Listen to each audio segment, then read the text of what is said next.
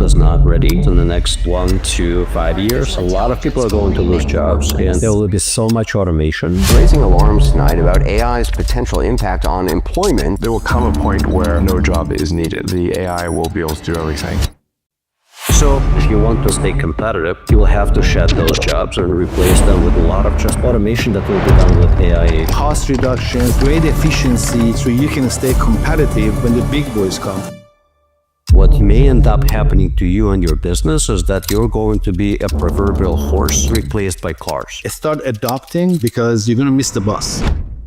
Welcome to the GLF podcast. I have an amazing guest with me here today. If you follow any podcasts, any legal news, chances are you have seen this man, heard his voice, read one of his books. Hamid Kohan has been around this industry for a number of years. He's a serial entrepreneur, has something close to 10 different brands, 9 of which actually serve the legal community. He is a tech aficionado, started in the tech business when he was just 17 years old when he finished engineering school at 17, earned 2 degrees in engineering, 1 MBA degree, and has been an entrepreneur with all of these businesses that serve legal community. Hamid, welcome to the show. Thank you, Sasha. Thanks for having me. Pleasure to be here. And I'm sure we're going to have a very exciting conversations about what has happened and what's about to happen in the legal industry. I think most importantly, it is for us to think about what's about to happen because we understand the enormous changes that are coming in the legal space. Yet people who are listening to this podcast, who watch this podcast, are ambitious law firm owners. The reason why they listen or watch this podcast is because they constantly think about how to grow their businesses. Right. Years ago, you published a book with what I think is a little bit of a controversial title. And it's titled How to Scale Your Stupid Law Firm. And I'm going to turn it and say how to scale my stupid law firm, because if I own the law firm, it'd be like, okay, what is this all about? So instead of focusing on the book, I want to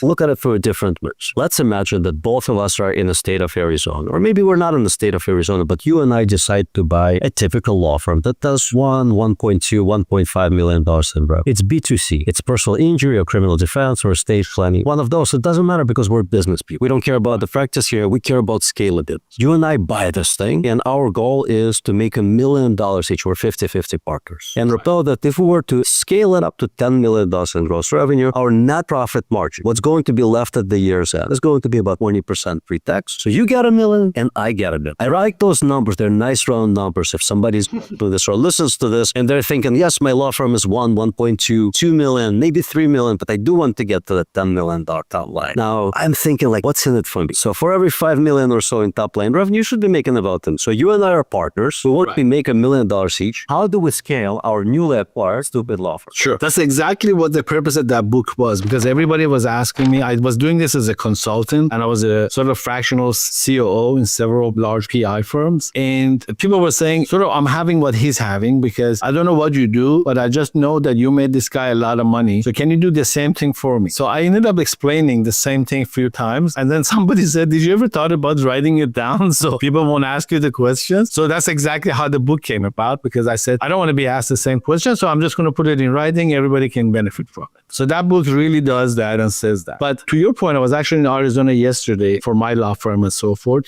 It is sort of a straightforward because I come from a tech industry that we go from 0 to $1 billion, like very rapidly. You guys seen that in the news and so forth. Tech industry is built that way. There's nothing small about it. Everything just goes mega buster everywhere. So spending 20 years there and having been involved in several IPOs and companies who went from 0 to $1 billion, we sort of learn that how it works, how it does, from a very intelligent group of people. Law is the same thing. When I came in, I was like, oh my God, law industry is like 40 years behind. I always used to joke, even in my book, saying that if you left them alone, they're still wearing their pagers waiting at the fax machine for the next retainer to faxing. And they wouldn't have even moved from the freaking fax machine if we left them alone. So when we gave him a cell phone, it took him a few years to figure out that one. And that I don't need to wait at the fax machine. I can actually get it on my cell phone. So when I came in, I was just blown away. I was like, whoa, I come from one extreme to the other extreme. It's almost like I changed the planet. So I started implementing a lot of technologies, a lot of processes, a lot of KPIs. There's not a single KPI. They couldn't answer a single question about the firm that helped me grow the firm. Like, how much your cost of client acquisition is. And he goes like, what? How? I don't know. They come from right. They come from left. You know?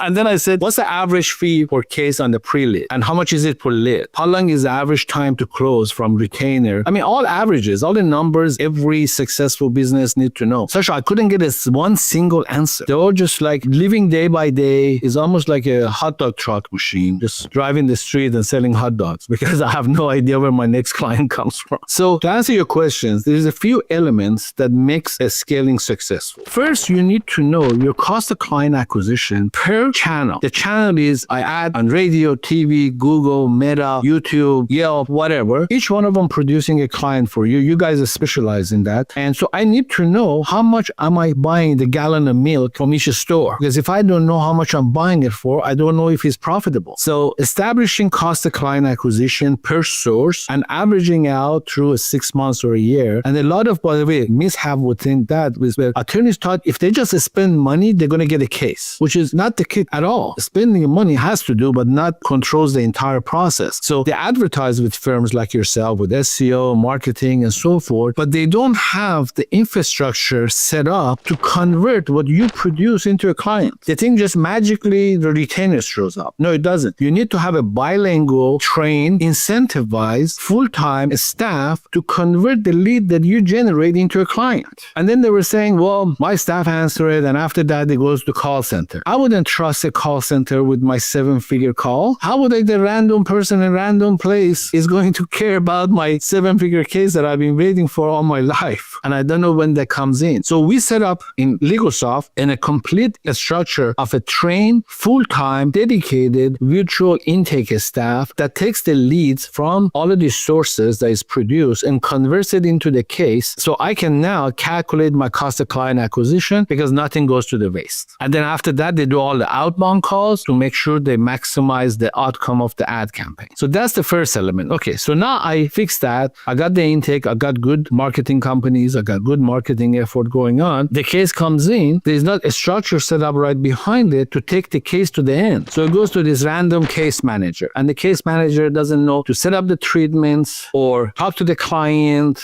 gauge them, and then follow up to make sure there's no gap in treatments. And then after all of this, I got to go collect the medical records. And then I got to do the demand. We change that structure also. We say, look, you got to limit the amount of work that the case manager can do. The best thing they can do is to make sure the client is happy, getting treatment, is moving forward, and then pass it on to somebody to do the rest of the work. So the infrastructure is very important. The intake, the case management, doesn't matter if it's personal injury, employment, labor, workers' comp, is all the same. It needs to work to be done, and then it needs to be tracked so nothing gets hoarded. Some firms just hoarder cases. It's like this case is supposed to be finalized and settled in 6 months, it's still sitting there for 16 months. It's like your money is stuck there and the client is not happy because it's taking too long and it's costing the firm more money. So those are some of the things. The great lead generation company that is measured, great intake staff that can convert the leads into a client, and then managing the client well where you get referrals from and you expedite from intake to settlement. Then you have the other structure of, okay, how do I deal with the litigation, referrals, referring out, taking referrals in. So if I were to answer your first question, it would probably take us, me and you, about 3 months to set up a system to go from 1 million in revenue to 10 million in revenue. It would take about between 2 to 3 years. First step is optimizing marketing and understanding what is the client acquisition cost or case acquisition cost, however you want to call it. Per channel. So every channel, we know how much we're spending, like you said, on a gallon of milk. We know how much we're spending on one client acquisition. It has to be a reasonable amount. What's the target? So let's say that we are in Arizona. Let's say that we are in Phoenix. It is a competitive arena. Let's say that we are in the PI space. We're fighting against the companies like Lerner and Rowe. What should we expect to invest in client acquisition on average? Every state is different and every channel is different. In California right now, the cost of client acquisition for average PI firm runs between $2,800 to $3,800 per case. And that's if you're set up. I've seen firms that it's costing them $6,000 because they don't have the right system in place like I described. So it's costing them almost twice as much. But if they're set up properly, that's the cost. In Arizona, you're looking about $1,600 to $2,400 per case. That's the range in Arizona. It used to be $900 like 2 years ago, but it got so saturated in Arizona. All the basically overflow from California came there. Now overflow from Texas is coming there. I was in Arizona a little over 2 months ago. When you get on the highway driving from the airport, I counted. In the first 6 miles, there were 14 billboards advertising PI law firms. Yeah, I was there yesterday and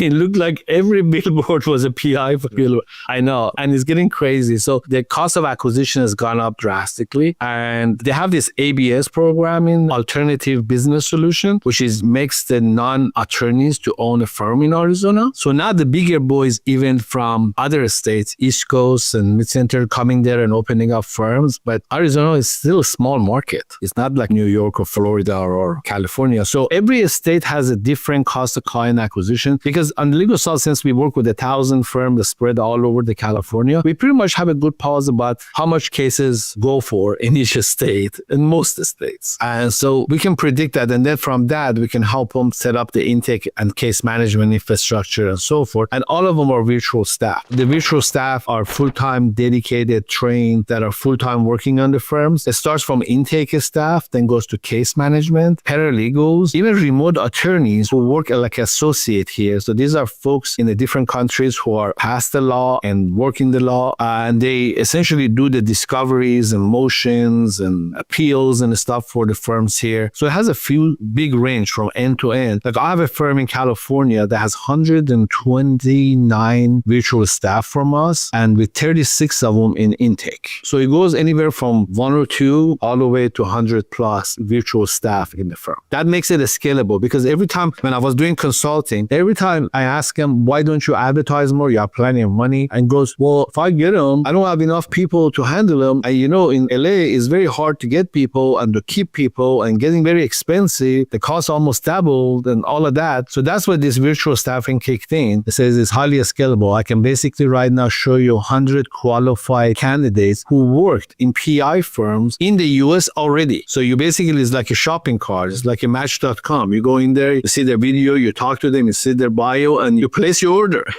That is absolutely amazing. So connecting to that. So first part is marketing. Yes. If we're going from 1 million to 10 million, we need to at least 10x the number of leads, and we have to get those leads in a cost-effective manner. People focus, Sasha, too much on the leads. I think it's actual cases, because they think since they paid for the leads, that means a client. They need to be converted into clients. You can provide the leads, but you can't control conversion. So first the leads, then highly effective intake. Where we see a lot of inefficiency is the intake. So if you are getting leads from the internet, we see some law firms convert 1 out of 3 and some convert 1 out of 12. I can give you exact numbers. So if you tell me in California, when you have like 7 lead generation programs running, campaigns running, your average conversion rate is about 6%. So imagine you got 100 leads that you need to talk to get 6 clients out of them. That's a hell of a lot of work to be able to handle that. But it's 6%. In the most I've ever seen nationwide, it's been like 9 to 10% conversion. And that's when it got quality leads, not just random leads. There is an illusion across many law firms, and I hear some intake gurus, not all, but some, who will tell you that you should be closing or converting 80% of your leads. It does not exist. That doesn't exist. Even 25% doesn't exist. Qualified leads, we see that. Definitely seen it. Like No, after qualified leads, but the criteria of calling it a qualified leads also varies so much. So everybody calls everything qualified just because they had an accident, it was recent, and they think they're not at fault. Okay. That just one element of they think they're not at fault doesn't make him a qualified lead anymore, because they need to know that they are not at fault. Right. So I had multiple conversations with one of the largest PI law firms in the country. I know their director of intake, and we ran through some of the numbers. He couldn't give me everything, but some of the numbers. So their lead generation machine across multiple states attracts 9,000 leads per month. Half of those are junk as soon as they look at them. Yes. 50% just gone. I'm surprised it's 50%. I would expect like 65, 70%. 50%, they don't even need to have the conversation with them. Right. Of the remaining 50%, 20% gets disqualified in the first conversation. It's the remaining 30% that they actually want to continue with, and he would not tell me what of that 30% actually becomes their client.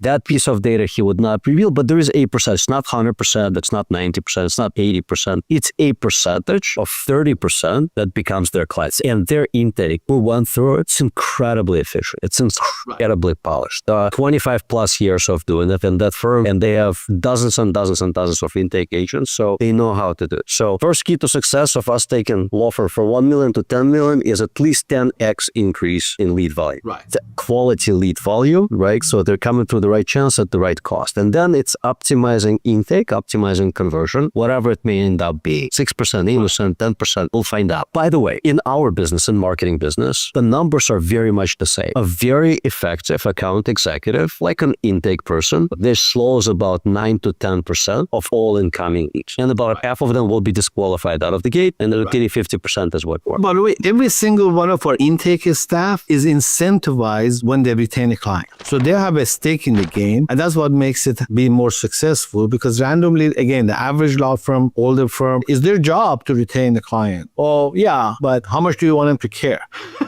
Because they just saw you making $100,000 on the case that they retained, that they didn't gain anything, they still gain the same pay. It creates a sort of a negative environment where it says, I'm making you all this money. But if he gets $50, $100 per case that he signs, now you'll probably double your conversion. Probably. So first, as we're building this company, this law firm, we're investing money into marketing. And it sounds like in the Arizona, we're going to invest about 15% of case value, give or take, on acquisition. Then we're going to invest some money into intake, which could be another 3, 4, 5% of average case value. So 20% is gone on just acquiring cases. Yes. Now we need to staff up, and we should have flexible staffing. And it sounds like this is what LegalSwap does. You can help staff up our law firm as we're going from $1 to $10 million. Right. Because the cost of the virtual staffing usually is about 25 to 30% of in-house staffing. So if you can basically have 3 or 4 trained case manager for cost of 1. But when I do this, I also begin the system by getting a very good CRM in place from people like Clio, Filevine, Litify, CasePeer, all these folks, and program it right from beginning. So it takes the control of everything from the lead all the way to settlement. Because that's the technology platform that I always make. Like I said, me and you firm, right after we set up the trust account and IOTA account and so forth, I'm going to go get a software installed from one of these companies, because it takes about 6 months to customize it. See, a lot of firm thinks that they just bought a software, they done their job. No, it doesn't work off the bat. It takes 6 months to 2 years to make it fully functional. So I will go buy and implement and customize in a CRM, and I work with all of them. I actually consulted with some of them. So you need to do that. And then now you focus on getting increasing case values for our firm. So we maximize our revenue and fees from each of the case, which means you got to pay attention to the numbers and the statistics and see you're not doing too much treatment, you're not doing too little treatment, there's no gap in treatment, so we can optimize our financials. Okay. So marketing, 10xing leads 1, optimizing intake 2, getting the right CRM seems like 3, Yes. right? Then getting the right staff is 4. And again, I really like hearing what you said, that through your platform, and I'm not advertising it, but it sounds like a really good platform. You can attract people in a flexible way. So you can get your staffing up, down, or keep it steady as your needs change. So as the volume of your files increases, you can increase your staffing on demand through the platform, right? Yes, absolutely. You scale with the taxes, and everybody in our firm is incentivized. The case manager, attorneys, the intakers. Every one of my case managers has a quota to meet on the number of settlement. If they get policy limit, they get extra bonus for that. So everybody has to share the pie. So I essentially turn my staff into partners. That's awesome. So everybody wins when the firm wins. So you know all of this, and I am your business partner in this law firm, and I'm skeptical about outsourcing this work. I don't know where these people are. I don't know if it's legal for them to work on cases that are here in the United States. I don't know if they have the right certification. If they're going to touch these cases, do they need to be here legals, that they're educated? It's the same requirement that you're hiring somebody in your office to come to work. Essentially, look, if the people are not sitting right in front of you, then it doesn't matter where they sit. Because I don't care, they are 50 miles down the road, 5 or 5,000 miles away. It doesn't matter. And look, the industry previously taught us that this works. When for the past 15, 20 years that I've been with American Express, every time I called for any reason, I didn't talk to anybody in US, right? Or I talked about any credit card, my insurance, financial institutions. So we've been using the DBAs for the past 20 years, but we didn't sort of call them that. We just thought it's for the big boys, multi-billion-dollar companies and so forth. Now it's made available to public. So in LegalSoft, the way we screen them, track them, manage them, we capture their screens every 15 minutes. We track every URL they go to. We have auditors to make sure they're engaged and attending the 8 hours. The things that we do for the virtual staff, you wish you could do it for your local staff. Because for most states, it's kind of illegal to do that, or employees just quit. They think they're macro-managed. But these people that are overseas that we bring into the game, they are very grateful to have a job, which is something that is missing from our local environments. If we outsource or if we bring in someone through LegalSoft or any other company like that, and they're paralegal, don't they need to be a certified paralegal capacity? No, look, in this industry, they call everybody a paralegal. I wish there was a standard, just like they call everybody a case manager. They grab somebody who worked at Macy's yesterday and call him a case manager. And they hire somebody from Target and call him a paralegal in 2 years. Some states like California have some regulation that nobody listens to, that they need to be certified paralegal. But honestly, I haven't seen many at all. And I work with a lot of firms that are certified legal assistant or certified paralegal. Those terms get used so loosely that it's meaningless. It's almost like before, when I was in tech, if you were called engineer, you better damn have an engineering degree. Developer, engineer, staff engineer, whatever. I mean, it's 99.9% that you have an engineering degree. Nowadays, they call everybody a developer. My 16-year-old kid is called a developer because he codes some stuff online, you know? Those standards are gone. With AI, we're all going to be developers because as we speak, we'll be able to create. I launched a company,